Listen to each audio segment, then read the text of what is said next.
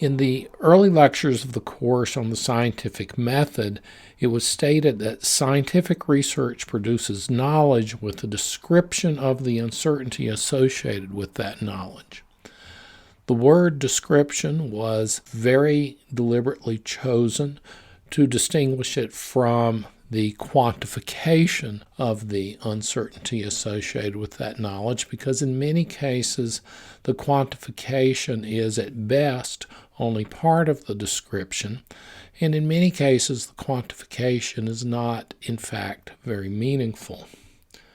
It is important to me to restate that science and scientific research does not in general produce facts.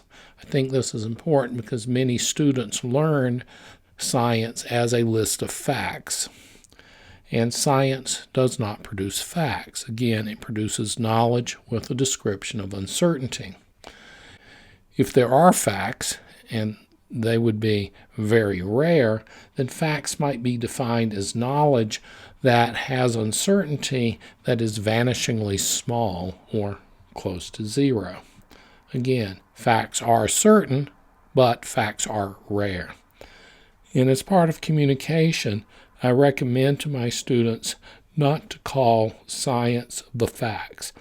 Do not say, we have scientific proof, we have the scientific facts, because especially in the scientific investigation of a complex system such as climate change, one very rarely has something that one can call a fact.